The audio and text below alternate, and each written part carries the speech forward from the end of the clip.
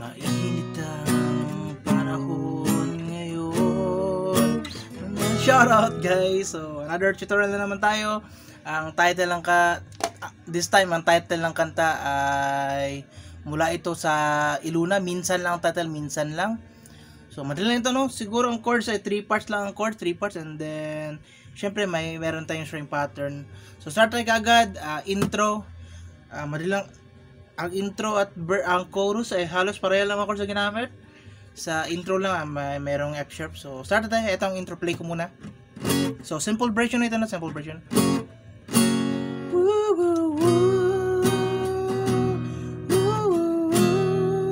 So first chord F sharp.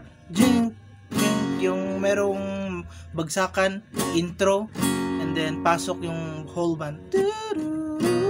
So B, second fret lang, second fret. Then E. And then third chord C sharp minor. So fourth fret yan, fourth fret. Yan ang B minor, fourth fret. Okay? Then F sharp. Okay? So twice. So twice yan, no? Pagkatapos ng whole na F sharp. So play natin ulit. Ang string pattern pala ito, down, down, down, up. Yan na, timing natin, down, down, down, up. So, play natin na, intro. Down, down, down, up, down, down, down, up. Okay? E, B, C sharp minor. F sharp. Twice, no?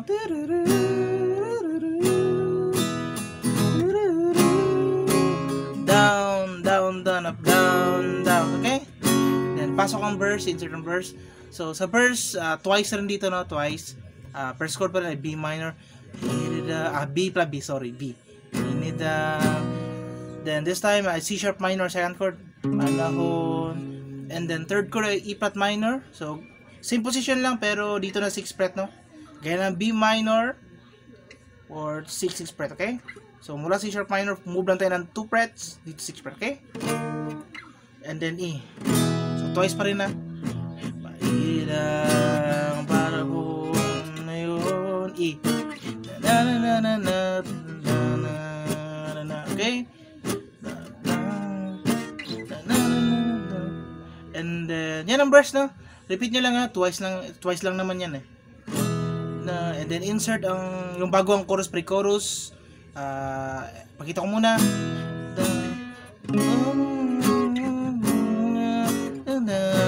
So, ang first chord na doon ay C sharp minor. Then F sharp. B, sorry. F sharp at B. And then, hold ng C sharp minor. Then F sharp. Okay? So, ulit. Verse. Then pre-chorus. F sharp, B. Hold ng B. Then C sharp minor. Hold lang. Then F sharp. Minsan lang. So, chorus tayo. Yan ang buong in verses at pre-chorus. Madali lang naman yun. Repeat nyo lang at chorus tayo. Tapos nun. Sinabi natin ang chorus halos pareho lang ng intro. So, pero dito sa chorus 3 times to 4 times. Minsan lang B. Then E. Yun pa rin ang chords yung sa intro. Minor. So sa first chorus 3 times to. Okay? And then sa second chorus guys, second chorus ay 4 times to. Pero same pa rin mga chords, same pa rin. 4 times lang ata o 5 times sa second chorus o last chorus. Pero mga chords pare-pareho lang, okay?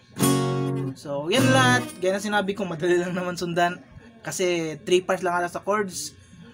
Intro at chorus, pareho kasi ang chords na ginamit. And then, yung verses at pre-chorus. Repeat nyo lang kung meron kayong na-miss. Pati yung string pattern, simple yun. Hanggang dito muna tutorial guys. Yung sa mga next na uploads guys. Bye bye. Minsan lang na naman